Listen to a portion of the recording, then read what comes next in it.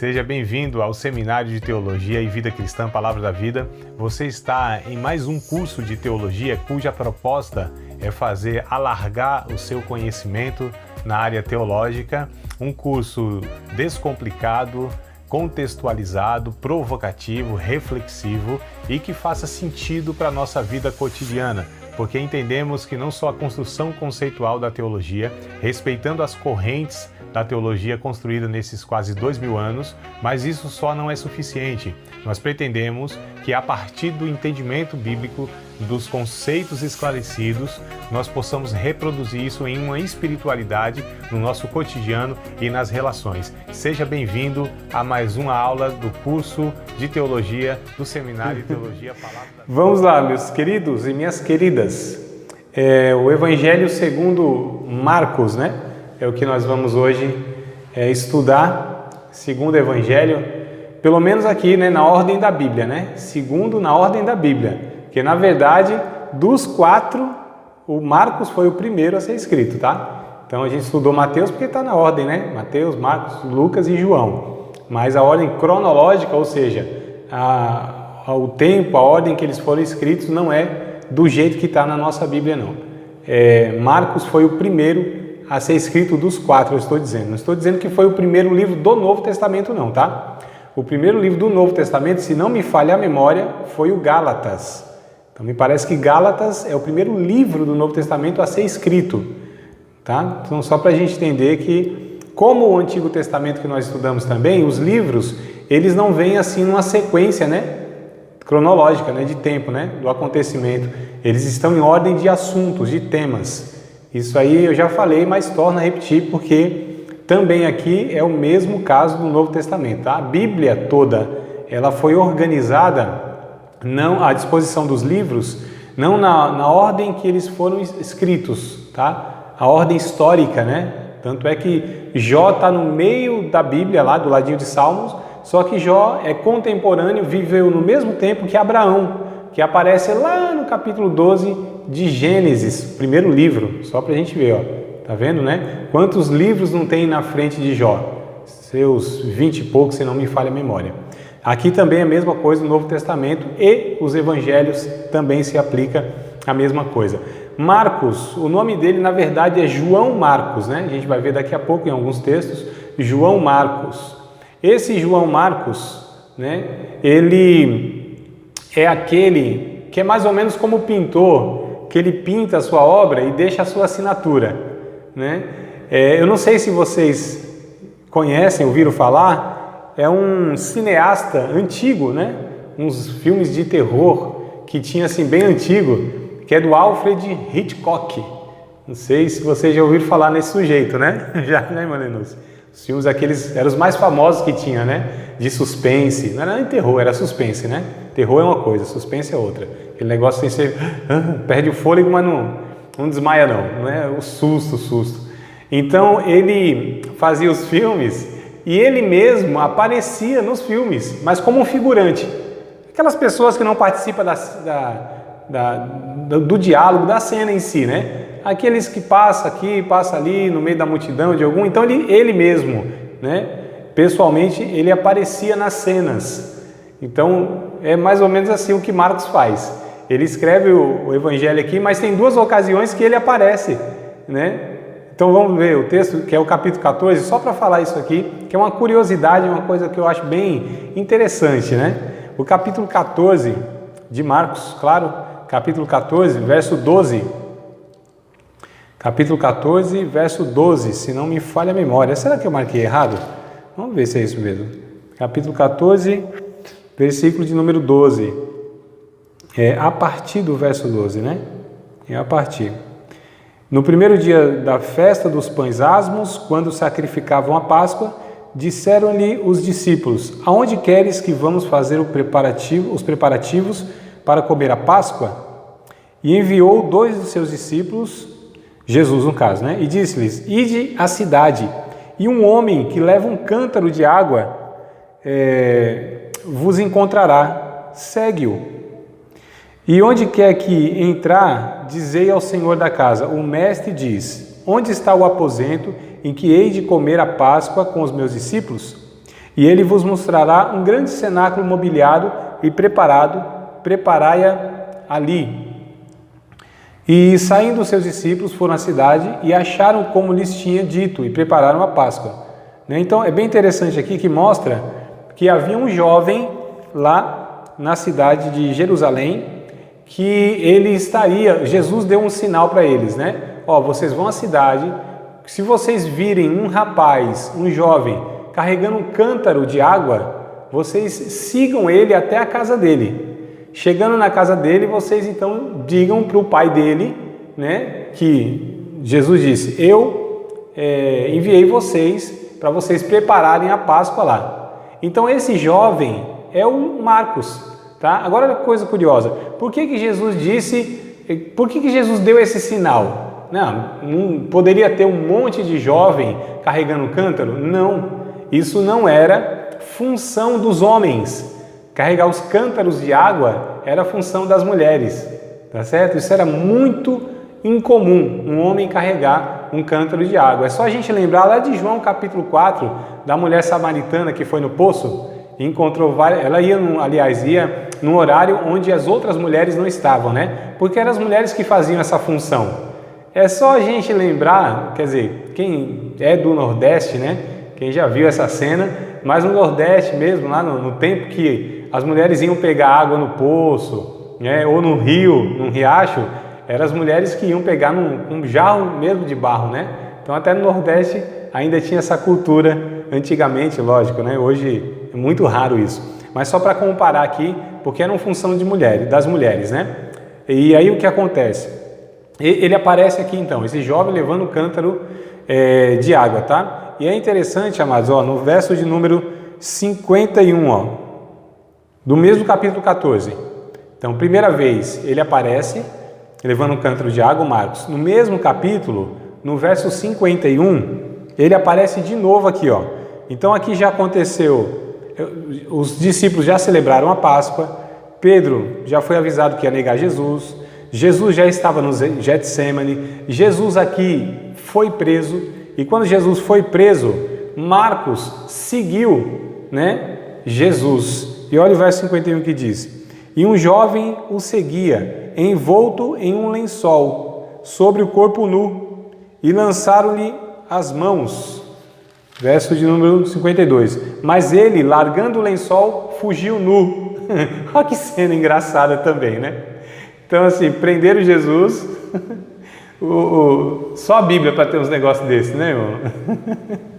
Umas cenas assim que a gente não espera nunca, A Bíblia é um livro fantástico, Tem cada narrativa, cada cena, cada coisa, A Samara entrando aqui com a gente. Vamos aproveitar que ela vai entrar para a gente dar uma informação aqui com todo mundo. Bem-vindo, Samara. O bonde já está andando, mas pule aí na janelinha que você vem com a gente, viu?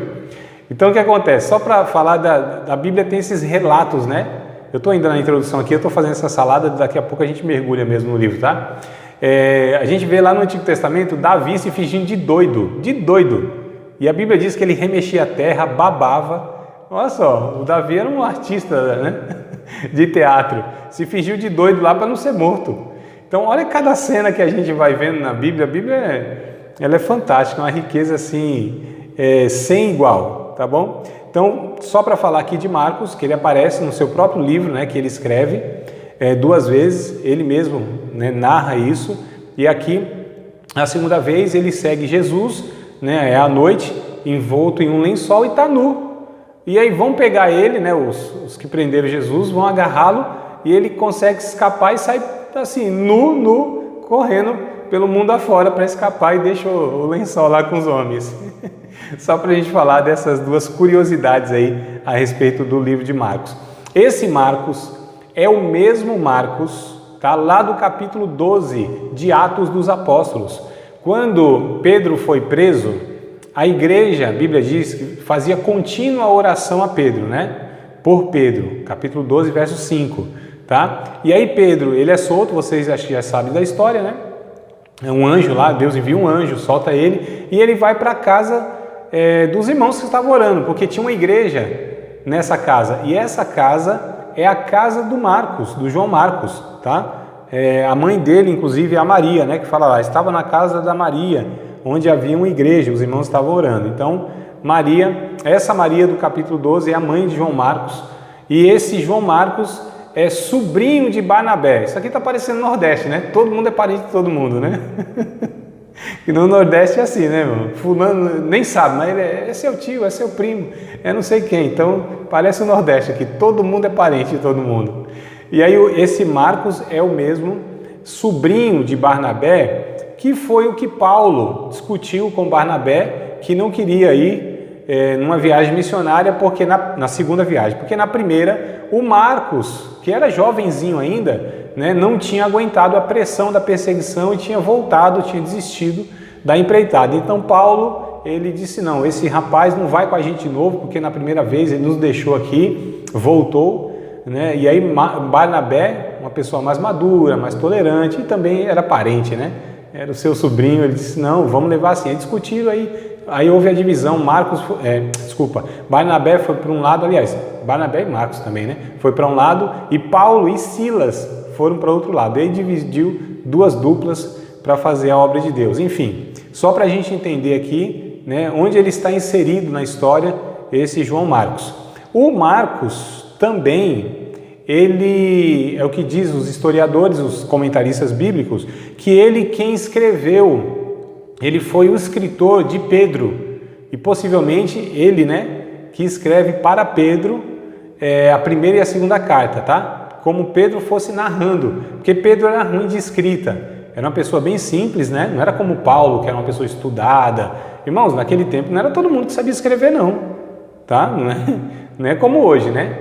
A educação não é das melhores, mas assim, dificilmente você encontra uma pessoa analfabeta. Só pessoas mesmo assim né, que se tem seus 60, 70, 80 anos, que moravam em lugares distantes, né, que tinha essa precariedade, mas assim, pessoas de 30, 40 anos hoje, dificilmente, 50 anos, dificilmente você vai encontrar um analfabeta. Então, mas naquele tempo não. Era muito raro as pessoas que sabiam ler e escrever também, lógico, né? E aí Pedro era uma dessas pessoas, tá? Tinha uma grande dificuldade na escrita e o Marcos foi o seu, a gente chama de amanuense, aquele que escreve, né? Então, só para a gente entender, ó, como que ele estava relacionado à importância desse irmão aqui, desse jovem na época, né? João Marcos, tá bom? E é esse evangelho que ele escreve aqui. É o menor dos evangelhos, né? Mateus tem 28 capítulos, Lucas 24 e João 22, né? 22, eu acho, se não me falha a memória, 21 ou 22, vocês lembram? Acho que é 22, né? Bom, enfim, os três eles são bem maiores, né, no volume do que Marcos, tá? Marcos só tem 16 capítulos, é o mais enxuto, só que ele é intenso. A gente vai ver isso aqui, ele é intenso. É milagre atrás de milagre, de expulsão de demônios, é aquela coisa de cura, tá? É assim, é intenso. Cada página, cada capítulo é uma ação poderosa de Jesus. Vocês lembram também que cada evangelho tem um público direcionado? Lembram, né? Lembram? Sim ou não? Sim ou não? Isso fica confundido. Vocês lembram que cada evangelho tem um público, é direcionado para um público diferente? Lembram, né? Tá. Mateus, no caso que a gente estudou semana passada, ele escreve para os judeus, né? Para provar que Jesus é o Cristo, né? Marcos, ele escreve para os romanos. Olha só a coisa interessante. Ele escreve aqui, a gente precisa lembrar, os romanos era quem na época dominava o mundo, era eles que mandavam no mundo, né? Tinham um poder, tá certo? Literalmente assim, em todo o mundo. Eles eram os senhores, os poderosos, né? Dominavam, não tinha nenhum exército, não tinha nenhum país, nenhuma nação que se atrevia a combater contra Roma. Onde Roma chegava, dominava e não tinha possibilidade de nenhuma nação se defender, tá? E aí o que acontece? O João Marcos então escreve para esse público, os romanos, mostrando que Jesus é o servo sofredor. Então olha só, para mostrar, né? Para eles, esses poderosos, esses que se achavam o dono do mundo, então ele escreve, ó, Jesus é esse servo sofredor, é o filho servo, é aquele que veio para se sacrificar, dar a sua vida, né? Então, para se entregar como um sacrifício, só para mostrar esse contraste. Para os dominadores, Marcos mostra Jesus como o servo que veio para servir a humanidade, tá? Ele escreve por volta aí do ano 55, 65, né? Não é muito preciso não a data, tá? Mas do ano 55 ao 65, nesse período que ele escreve aí o seu evangelho. Então bora lá para a gente anotar algumas coisas aí, ou anotar, vocês já estão anotando que eu estou vendo, anotar mais algumas outras coisas, tá? O evangelho é mais coeso, como eu disse, né? Ele é mais enxuto, só que é mais intenso no que diz respeito aos milagres, olha só, aos atos extraordinários de Jesus, né? Quais atos extraordinários, quais milagres? Ele fala sobre o poder de Jesus, sobre as enfermidades, sobre a natureza, sobre os demônios e sobre a morte. Então olha só, Jesus, ele é Senhor sobre as enfermidades, sobre os demônios, sobre a natureza e sobre a morte, tá? Isso é intenso. Cura um aqui, cura outro ali, expulsa o demônio de uma pessoa oprimida, né? Para lá o vento, o mar, ressuscita mortos. Então isso no Evangelho de Marcos é contínuo, é um atrás do outro, irmãos. A gente lê capítulo 1, capítulo 2, capítulo 3, não tem um capítulo que não apareça uma ação poderosa, extraordinária de Jesus. Então Marcos seleciona mesmo, tá? Todos esses atos poderosos de Jesus, né, no seu Evangelho, ele resume isso e ele enfatiza tudo isso aí. E ele enfatiza também, porque assim, ele está colocando aqui para os romanos, né? A gente precisa ter isso na mente sempre, tá? Apresentando para os romanos esse homem, né? Esse servo de Deus, que ele tem autoridade, então, sobre tudo isso, né? Sobre a natureza, sobre a morte, sobre as doenças, as enfermidades, né? E sobre os demônios. Apesar dele ter poder sobre tudo isso, ele enfatiza também a humanidade de Jesus, né? Que revela através da vida e da morte e ressurreição.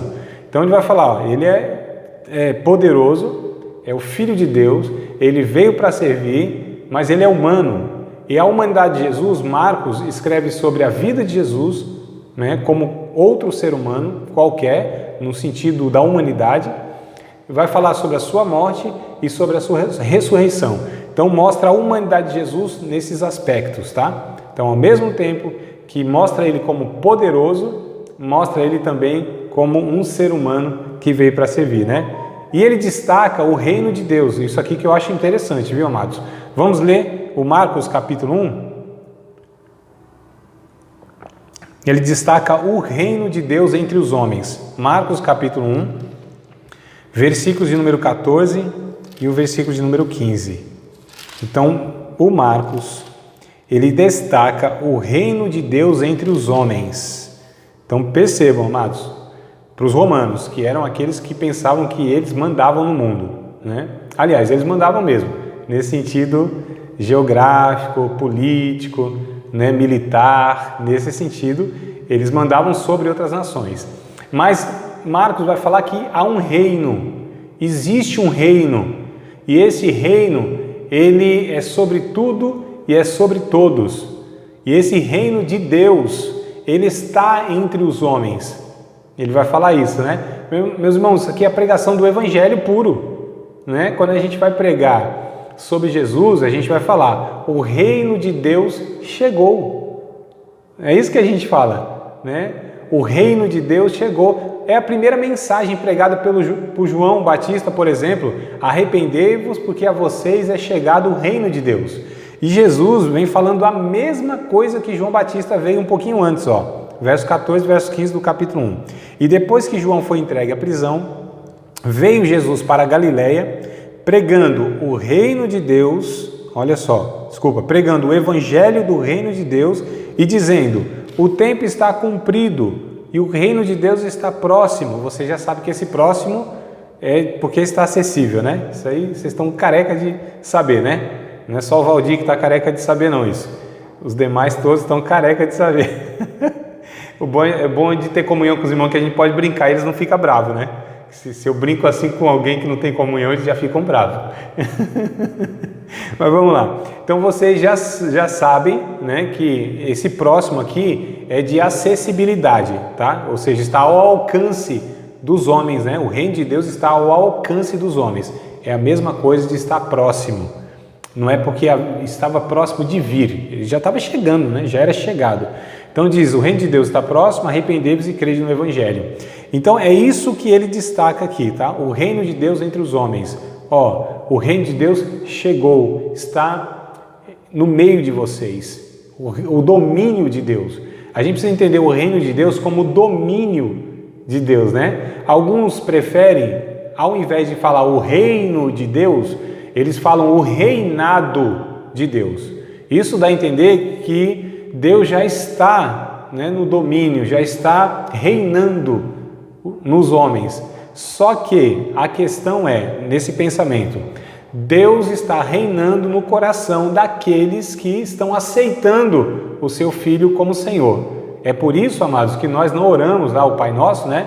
Pai Nosso que estás no céu, santificado seja o teu nome, venha a nós o teu reino. Isso também é uma coisa que eu sempre enfatizo, eu acho que também vocês já me ouviram falar um monte de vezes sobre isso, né? Não está escrito, venha a nós o teu reino. Os irmãos oram desse jeito, falam desse jeito, porque ouvem e reproduzem, mas não está escrito em versão nenhuma, em lugar nenhum. Não está o reino, venha a nós o teu reino, venha o teu reino, tá? Porque o que Jesus está ensinando é que nós precisamos orar a Deus para que o reino de Deus se dê em todo o mundo, porque sobre nós o reino de Deus já chegou, já é uma realidade. Porque o que é o reino de Deus, ou o reinado de Deus, ou o domínio de Deus?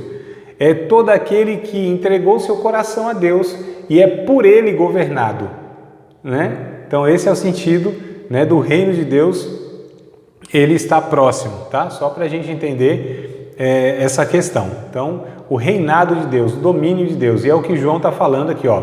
O domínio de Deus já veio sobre todos e ele está acessível, ao alcance de todos. E é Deus que governa, é Deus que domina. Agora, o domínio de Deus não é como os romanos, porque os romanos vinham na espada. Era assim, eles colocavam a paz através da espada, que é uma contradição, né? Como que você estabelece a paz através da violência?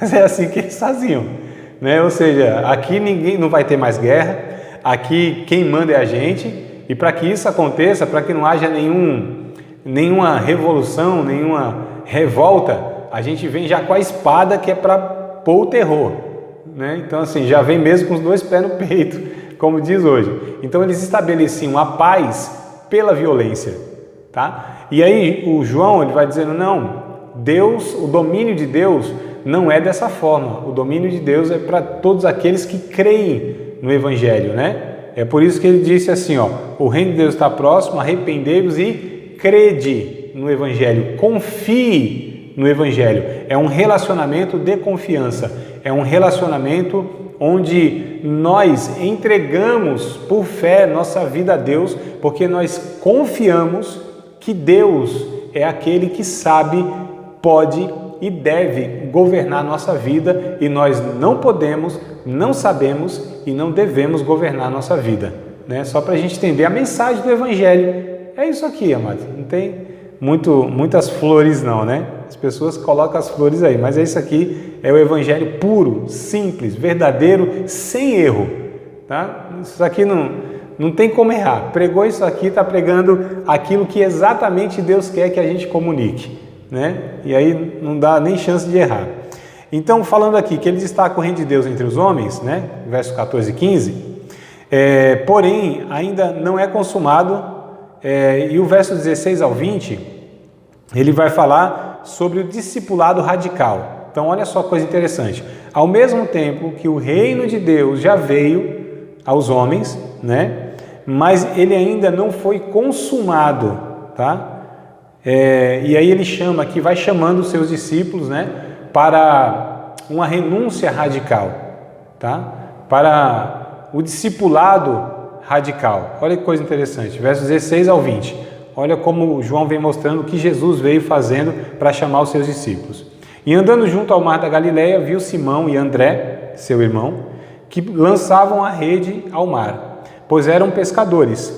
E Jesus lhes disse: vinde após mim, e eu farei que sejais pescadores de homens. E deixando logo as suas redes, o seguiram. Olha como foi radical, irmão. Jesus chamou, eles deixaram literalmente tudo para trás e começaram a seguir Jesus. Verso 19. Passando dali um pouco mais adiante, viu Tiago, filho de Zebedeu, e João, seu irmão, que estavam no barco consertando as redes. Eles também eram pescadores, né? E era aqui outra dupla de irmãos. E logo chamou, e eles, deixando o seu pai Zebedeu no barco, com os empregados, foram após ele. Então, olha só que coisa interessante. E a gente vê aqui que o Tiago e João, eles tinham a família, né? Tinha uma espécie de uma empresa de pesca, porque deixou eles no barco com os funcionários, irmão. Então não é um negócio apenas familiar dos dois irmãos e o pai, né? Tinha funcionários aqui, ó. Então a gente entende que de fato eles abandonaram, eles deixaram algo da família, a ligação muito maior aqui, né? Deixaram o pai nesse sentido, renunciaram aquilo que Jesus depois vai trabalhar, né? Quem não deixar o pai, a mãe, a mulher, o filho, quem quer que seja, por amor de mim, quem amar mais essas pessoas mais do que a mim, não pode ser meu discípulo. Não que Jesus esteja dizendo que ao segui-lo, nós precisamos abandonar os nossos parentes, nossas famílias, não é nesse sentido. Mas se a nossa família for um estorvo, essa palavra aqui é do Nordeste, hein? Se for um empecilho, né? Se for um obstáculo, se for para nós assim um motivo de perseguição, nós simplesmente escolhemos a Cristo, né, ao invés das relações humanas aqui, por mais próximas que elas sejam. É isso que Jesus ensina, tá? Não é que a gente tem que fazer isso, né? Pelo contrário, Paulo vai ensinar depois, o próprio Jesus também dizendo, né? Não, puder permanecer lá, inclusive vocês devem ser as ferramentas de Deus no meio da sua parentela. Só que Jesus disse: eu sei muito bem qual vai ser a realidade desse discipulado radical. E aí ele disse depois: eu não vim trazer paz. Vocês pensam que eu vim trazer paz à terra? Vim trazer paz não, vim trazer espada, porque agora estarão dois divididos numa casa, né? Ele mostrou essa realidade, que um o seguiria e o outro talvez não. E aí isso ia implicar então, muitas vezes, nessas relações que iriam ser rompidas, inevitavelmente, não que fosse a vontade de Deus, mas que seria uma realidade. Então Jesus já vem falando a respeito das implicações do discipulado, amados, tá? Então, algo muito radical, algo muito intenso, da forma que João, ele escreve todo o seu evangelho, tá? João Marcos, né? Falei João, que às vezes pensa que é o João, o outro João, né? Não, Marcos, tá? Marcos. Deixa eu tomar uma aguinha aqui. Que eu estou igual o papagaio. O papagaio vai falando, a língua fica seca, né? Em Marcos aparece... Vocês sabiam que papagaio, a língua dele é seca, né? Não é igual a nossa, né? Aliás, dos animais em si tem a umidade, né? A do papagaio não é seca. Um dia pega o papagaio, abre o bico dele e põe a mão assim, ó. Ah, ele vai morder você. E ele consegue pronunciar algumas palavras porque a língua é arredondada também. É bem interessante isso. Falou, André, o que tem a ver com teologia? Nada. Por isso que deixa quieto, vamos prosseguir aqui. Vamos lá. Em Marcos aparece com mais intensidade o conflito do reino de Deus e a humanidade centrada em si mesma. Então isso aqui eu acho também interessante a gente entender. Como eu disse que em Marcos é muito intenso, esse embate de Jesus, né, com os demônios, com as enfermidades, as leis, a fúria da natureza, né, essa questão toda, isso é muito intenso.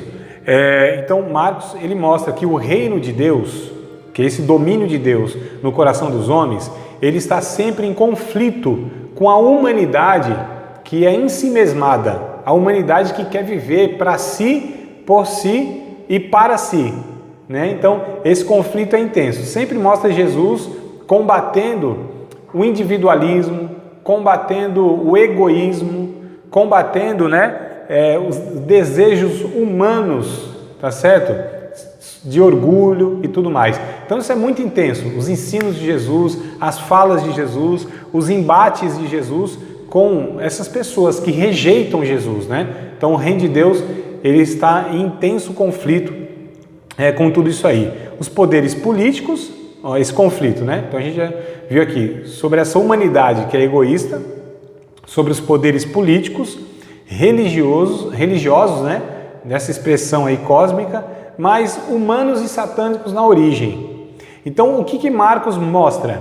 Que Jesus vem, de fato, falando do pecado de um, da arrogância do outro, combatendo a opressão política e religiosa, porque Jesus se depara com esses líderes, né, do judaísmo, esses sacerdotes, esses ensinadores, né, esses professores de teologia, esses pastores, esses pregadores, eles sempre estando em rejeição para a mensagem do Evangelho. Então Jesus sempre combate esses homens, né, essas figuras que deveriam pregar, deveriam contribuir, deveriam aceitar o Messias, são eles de fato que rejeitam o Messias. São eles que querem colocar obstáculo no ministério de Jesus. Então assim, é uma contradição, porque seria um grupo, né, de pessoas que deveriam preparar a estrada para que Jesus viesse. E eles, na verdade, estavam colocando, era obstáculo para que Jesus não caminhasse. Os líderes, amados, olha, os homens de Deus, né, que as pessoas tinham como homens de Deus. Então, infelizmente, hoje não é muito diferente, não. Há muitas pessoas aí na praça religiosa, evangélica, né, protestante, que as pessoas julgam ser homens de Deus. Mas Deus olha para muitos deles e vê como esses a ser combatido, porque eles são anti-reino. Olha que coisa perigosa e séria. Esses homens são anti-reino, são anticristos. Entenda bem o que eu estou falando aqui, não estou falando do Apocalipse não, tá? Do anticristo, a besta, não é isso não. Eu estou falando que eles são contrários a Cristo. Né? João, lá na sua primeira carta, a gente vai chegar lá, quase no finalzinho do curso, no Novo Testamento, a gente vai chegar em 1 João. E 1 João, o João, ele combate essas pessoas que ensinavam contrário a Cristo, e ele chama de anticristos, tá? Esses são anticristos, né? Eles estão no meio da gente e tudo mais, ou seja, essas pessoas são contrárias a Cristo nesse sentido, tá? Haverá o anticristo escatológico, lá é outra figura, é outra coisa. Então esses homens, né, de hoje, eu estou falando inclusive, estou falando de hoje, eles são anti-reino, anticristo, e eles fazem um desserviço para o reino de Deus, só que infelizmente, como muitas pessoas não têm critério bíblico, não tem filtro teológico, não tem discernimento, né, doutrinário, eles não conseguem distinguir isso, identificar isso. E muitas vezes tem essas pessoas como homens de Deus, são manipulados, enganados, guiados, né? E Jesus disse, um guia cego só vai guiar outro cego e os dois vão cair no buraco. E infelizmente é o que acontece. O triste é que é o buraco do abismo da eternidade, irmão.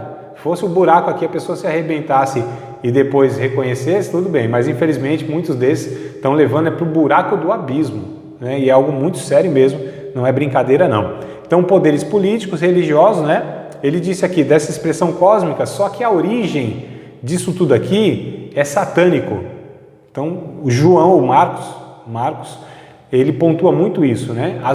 O que está por trás. O que estava por trás lá do menino, jovenzinho, que estava se convulsionando lá, né? Babando, ora caía na água, ora se jogava, se lançava em um fogo, em uma fogueira. O que estava por trás disso? Era uma doença? Era uma epilepsia? Jesus disse, não, é um demônio que faz isso.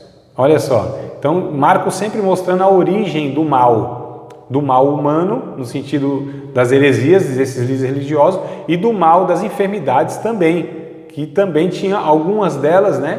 Tinham origem também satânica. Então, só para a gente entender, esse embate é intenso, irmão. O negócio aqui como diz um amigo meu, é pauleira. Soco, porrada e bomba, né? Como ele diz. Mas vamos lá. Jesus, como servo sofredor, usa a sua autoridade e poder para servir, não para ser servido. Então, sempre com essa ideia em mente, que é para os romanos que Marcos está escrevendo. Os dominadores, os poderosos. Então Jesus usa todo esse poder. Para quê? Como os romanos usavam? Para que eles fossem servidos? Não. Jesus usa esse poder para servir o ser humano, para servir os outros. Então percebam, amados, como o Marcos ele vai mostrando para os romanos que Jesus ele é totalmente diferente, né, desse império que se julgava o império da vez.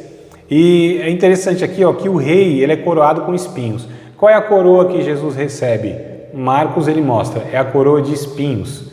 Ele é um rei, nasceu para isso, é poderoso, tem autoridade sobre tudo e sobre todos, só que foi coroado com espinhos, ou seja, com sofrimento, né?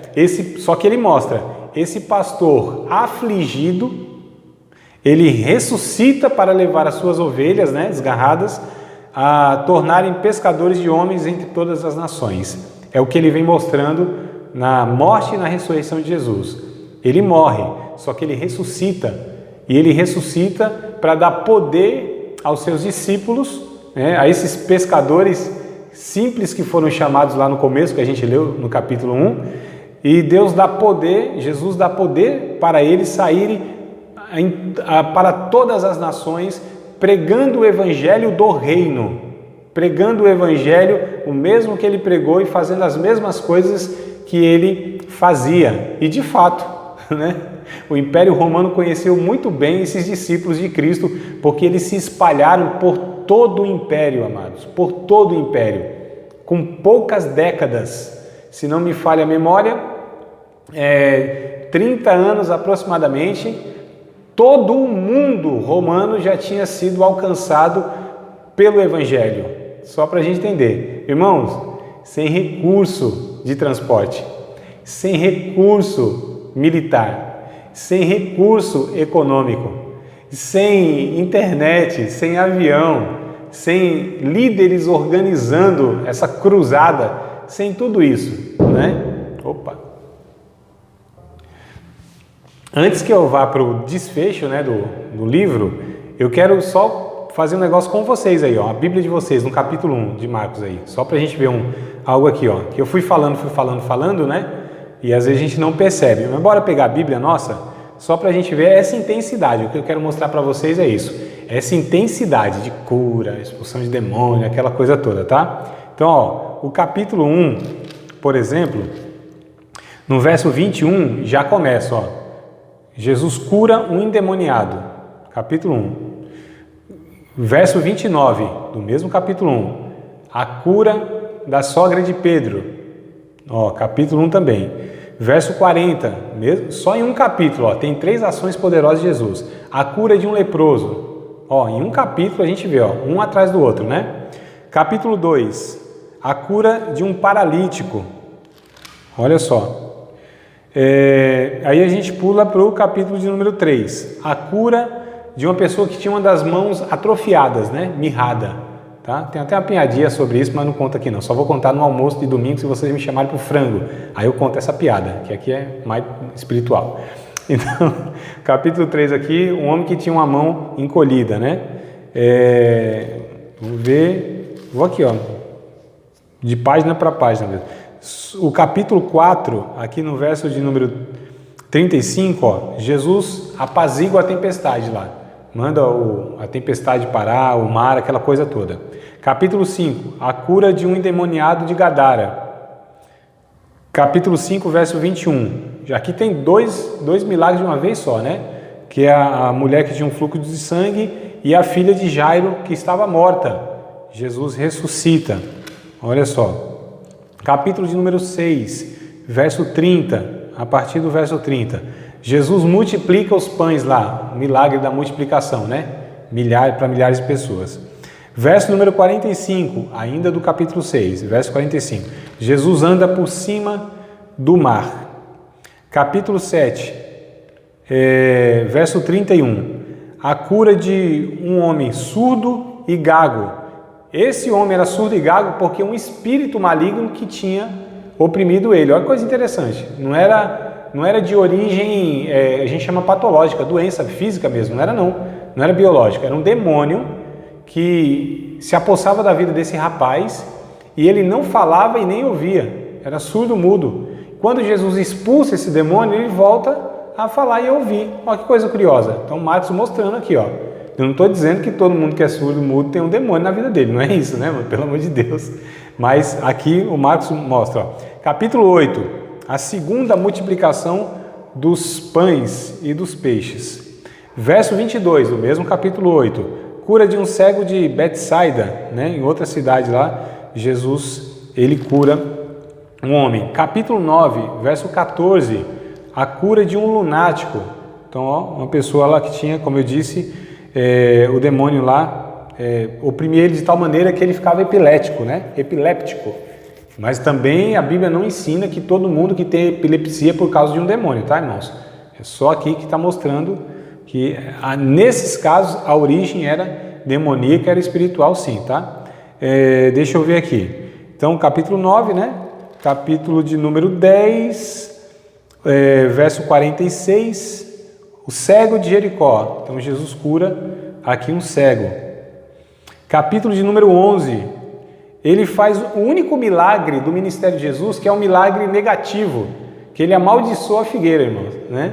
Todo milagre de Jesus é para abençoar, né? Abençoa, abençoa, abençoa. Aqui é o único milagre que é de aspecto negativo. Então Jesus amaldiçoou aquela figueira, nunca mais deu fruto. Aqui Jesus está ensinando a respeito da aparência, da hipocrisia, enfim, né? Mas é um milagre aqui. Capítulo de número 12. Deixa eu ver aqui. Capítulo 12, me parece que é o único que não tem registrado esse milagre mais intenso, né? Me parece, tá? O capítulo 12 e 13 é mais de ensino de Jesus, as parábolas, né? O sermão profético lá e tudo mais. E o capítulo 14, 15 e 16, aí já entra na última semana da vida de Jesus, né? Sua crucificação, sua morte e sua ressurreição, tá? Mas vocês percebam, ó, quase todos os capítulos a gente tem dois, três milagres, 2, 3 expulsão de demônios, 2, 3, né, coisa extraordinária. Então, só para a gente ver de fato, é a intensidade capítulo a capítulo aqui, só esses registros aí, como a gente tinha falado no começo do livro, tá? Então, só para mostrar para vocês aqui, ó, de capítulo a capítulo, página a página, de fato que é essa intensidade aí, o negócio é brutal, né? Como diz o pastor de Minas lá, brutal. Então, Jesus, depois que morre, é crucificado, morre e ressuscita, como a gente falou, né? Ele agora comissiona, eu estou falando do capítulo 16, tá? Para encerrar o livro. Ele comissiona os seus discípulos dando poder e autoridade, né? No nome dele, como também garante sua própria presença e confirmação da sua palavra através dos sinais. Isso está no capítulo de número 16, verso 15 ao 18. Vamos ler? Aqui eu vou ler e vocês acompanham aí. Capítulo 16, verso 15 e 18, para fechar o livro, tá? Então, Jesus, o seu ministério de 3 anos e meio, cura, expulsa demônio, realiza muitos sinais, muitos milagres, né?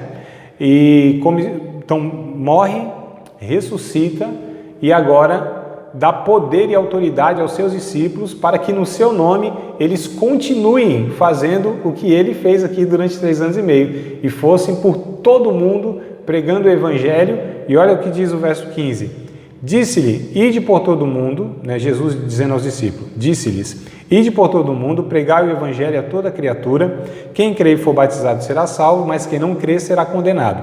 E estes sinais, ó, sinais todos aqui, seguirão aos que crerem. Em meu nome expulsarão demônios, falarão novas línguas, pegarão nas serpentes, e se beberem alguma coisa mortífera, não lhes fará dano algum, e imporão as mãos sobre os enfermos e os curarão. Olha só, Jesus é quem garante a sua presença. Ora, verso 19, o Senhor, depois de lhes ter falado, foi recebido ao céu, assentou-se à direita de Deus, ó, sobe triunfante como Deus, né? E eles, tendo partido, pregaram por todas as partes, cooperando com eles o Senhor e confirmando a palavra com os sinais que se seguiram. Assim seja, diz aqui a última palavra, amém, né? Assim seja. Só para a gente entender como termina esse evangelho nessa intensidade também, mostrando que o que Jesus fez, ele deu continuidade através dos seus discípulos. Aliás, até hoje, essa continuidade ela segue, né? Que é através das nossas vidas, pregando o evangelho e fazendo tudo isso que Jesus fez aqui para ratificar o evangelho, a confirmação da mensagem de Cristo, tá? Vocês têm alguma pergunta a respeito do que a gente abordou, do que eu falei aqui? Fique à vontade. Se houver, hoje que a gente está aqui mais tranquilo, vocês podem ficar à vontade para fazer. A gente está aqui, ó, deixa registrado também para os irmãos que não estão participando ao vivo, eles ouçam aqui a pergunta de vocês. Vocês brigando aí para perguntar, ó, não tem nem ordem, todo mundo junto, assim não dá certo, um de cada vez. Alguém vai perguntar? Douglas, diga, Varão. Não é uma pergunta. Não é nem uma pergunta, mas é uma curiosidade, tá, né? Quando fala, né? Você falou lá daquele milagre, o demônio era surdo e mudo, mas quando Jesus fala, ele sai. Tipo assim, eu acho interessante isso aí, tipo assim, mas não adianta ele ser surdo ou mudo, mas o poder da voz de Deus, né? Faz com que luta, né? Saia do rapaz. Então, para Deus não tem surdo nem mudo, né? Achei interessante essa parte aí, só. Sim. Mesmo que fosse uma enfermidade, mesmo que fosse uma deficiência, mesmo que fosse de origem mesmo, né, física, biológica, Jesus teria o poder de igual modo de curar o rapaz. Se não fosse de origem demoníaca, como é aqui, né? Mas neste caso específico, aqui é um demônio, e por causa da opressão desse demônio é que esse rapaz se tornou surdo e mudo, né? Eu vou ler, já que você comentou e destacou aí, Douglas, eu quero ler com vocês, só pra gente, infelizmente não dá, né, pra gente ler todos os capítulos, os textos, tudo, né? A visão aqui é panorâmica, o estudo é um comentário bem panorâmico, como a gente fala, né? Mas eu acho que seria bom vocês lerem os 16 capítulos aí, ler em um dia, coisa rápida, 15 minutos vocês lêem o Evangelho aqui. Mas ó, só pra gente confirmar aí, ó, o capítulo 7, que a gente está falando de Marcos, né? Que o Douglas citou, capítulo 7, já vou direto no ponto, tá? Verso... Tá cortando aí pra vocês também? Tá ruim para vocês aí? Tá picotando? E agora? É que às vezes tá oscilando aqui. Eu ouvi tranquilo aí, você, Douglas. É que agora acho que deu uma travadinha mesmo, ó. Mas vamos lá, bora ver se a gente consegue aqui, tá continuando aqui, ó. Então a origem dessa mudez, dessa surdez, é porque um demônio que oprimiu o rapaz. Então, quando Jesus expulsa o demônio, né, automaticamente o rapaz volta a falar e a ouvir. Ó. Já vou direto aqui no Marcos, capítulo 7, verso 35. Então, Marcos 7, 35. Ó. Aliás, 34, né, para ficar mais completo. E levantando os olhos ao céu, suspirou e disse, Jesus no caso, né? Ele falou uma palavra aramaica, né? Efatá, isto é, abre-te. E logo se lhe abriram os ouvidos e a prisão da língua se desfez e falava perfeitamente. Então, olha que coisa interessante. Então, Jesus, ele opera isso aí na vida desse rapaz e é interessante isso, né? O registro de Marcos no Evangelho aqui mostra essa intensidade do poder de Deus através do ministério de Jesus, né?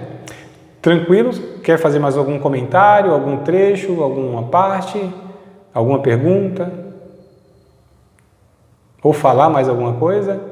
Bora lá. Hoje aqui eu estou tranquilo no tempo. Bora. A Samara. Professor, só tirar uma dúvida. Sim. Qual que era a profissão de Marcos antes? Marcos? Nossa, agora eu não vou lembrar não, porque eu acho que o Evangelho não fala, né? O Evangelho não fala. E os estudiosos, comentaristas também, eu não me lembro se eles falam a respeito desse aspecto da vida de Marcos. O que Marcos fazia, qual era a atividade dele, né? Não fala. O que eu me lembro não fala. Eu nunca li a respeito. Se eu li, eu não lembro. Mas eu acho que não tem esse comentário a respeito da vida dele nesse sentido não, do que ele fazia, né? Outros mais, como Mateus a gente viu, né? Que era um publicano lá, cobrador de impostos e tal. Lucas a gente vai estudar que era um médico, João pescador, mas o Marcos eu não me recordo agora se há alguma abordagem, algum comentário, nem bíblico e de nenhum comentarista, não me lembro. Eu acho que não tem não, irmã Samara. Eu acho que eu vou ficar devendo. Se é que tem, né? Se tem, eu vou tentar buscar a informação, mas nunca li a respeito, não. Eu vou tentar saber para te dar essa resposta aí. Até agora, Eu não tenho resposta porque eu acho que não tem comentário a respeito disso, né? Eu acho. Ele era um jovem, ele vivia na casa dos seus pais, comia e bebia de graça. Né? É os de hoje, não tinha profissão não, acho que estava estudando, tinha acabado a escola, estou brincando aqui, tá? Você acabou de participar de mais uma aula de um dos nossos cursos do Seminário de Teologia, Vida Cristã, Palavra da Vida. Espero que tenha te abençoado, não só alargado o seu conhecimento teológico, mas que tenha também atingido o teu coração para que você possa a cada dia mais reproduzir a vida de Deus nas suas relações cotidianas. Se você ainda não é aluno oficial de um dos nossos cursos, se inscreva aqui no contato que vai aparecer do WhatsApp. Também nos siga nas redes sociais, se inscreva no nosso canal, compartilhe à vontade e Deus te abençoe.